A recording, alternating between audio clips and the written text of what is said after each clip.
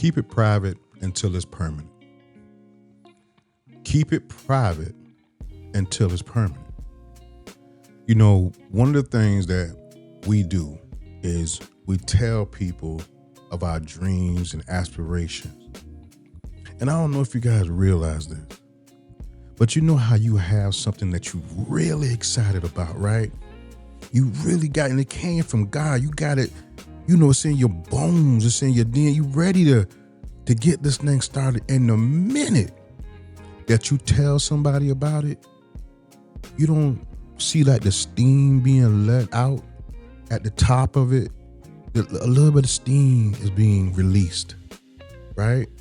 Because you're not supposed to share that right now. So you have to give it time to grow and manifest and build before you tell anybody. And if you tell the wrong person, oh my God, you tell the wrong person, that can deter your goal or your dream. They'll do anything and everything to kind of like sway it or talk you out of it. So you have to learn how to not say anything when you have that thing you're working on, right? Keep it private until it's permanent. That's number one, all right? Number two, you gotta have discipline in the dark. What I mean by that, discipline in the dark is you can't be worrying about people clapping for you. When I started my content creation, I was worried. I almost quit because people wasn't liking, wasn't commenting, wasn't giving me the motivation to continue. Now, if I needed motivation from other people to continue with the work I was doing, then I was doing the wrong thing. But I'm young and I didn't know anything. I thought that I would, I thought people, that's how it works, right? You post something and people will like it and comment and share. And when that wasn't happening, I was spending all this time creating this content and then nothing was going on. So I almost quit. And a friend of mine, I consider him an uncle. He passed away this week. Robbie Peeples. Robbie would call me. Now, I didn't even know Robbie was on social media. Robbie would call me and say, Craig, I'm so proud of you. I'm like, what's up? What you talking about? He said, man, the stuff that you're doing on social media, your content, bro, I ain't know you had that in you. I'm so proud, man. Your message resonates with me. And I just want you to keep doing what you're doing. You stay at it, bro. Don't give up. You keep going. Now, how did he know that I was about to give up? That wasn't nothing but God, man. How did this man know? He told me to keep going. Don't stop.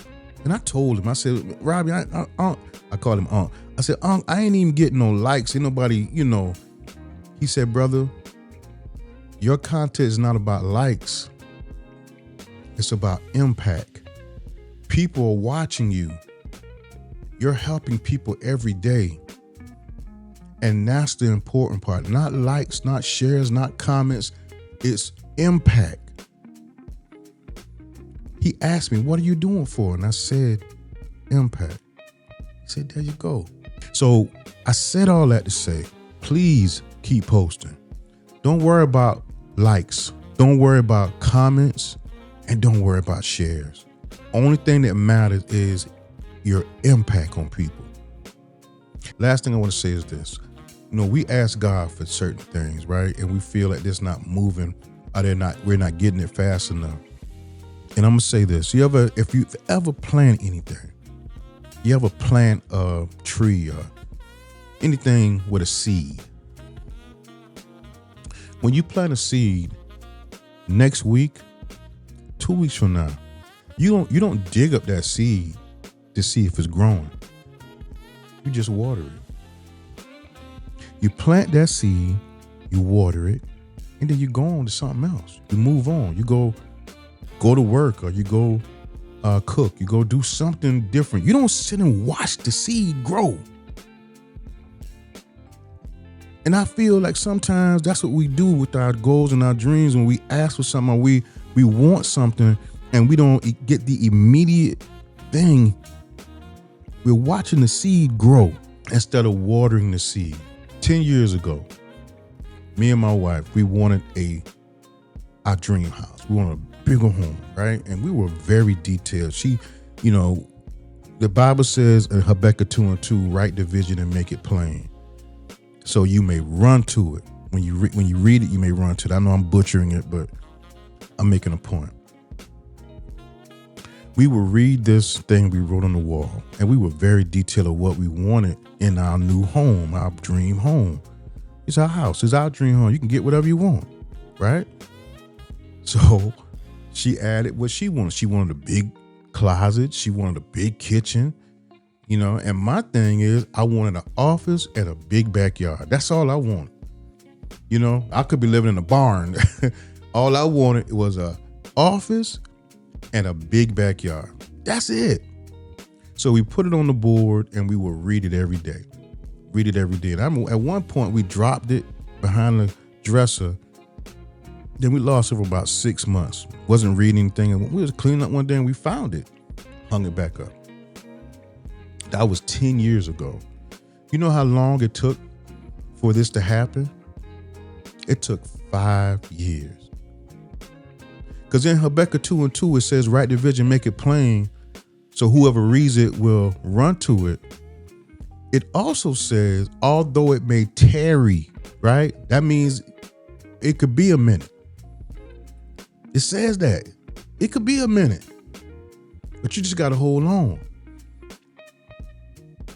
So, again, all I wanted was an office and a big backyard. Let me show you what God gave me. All I wanted was a big backyard and an office. I didn't ask for all of this. This is what he added unto me. See, we got to be mindful and careful what we ask God for, because he's going to give it to you and more and more. And I'm not doing this to brag about anything. I'm showing you what God has provided. This is what God does when you trust him. Habakkuk 2:2, write the vision and make it plain. Please, guys, please go do that. Whatever you want, write it down and go get it.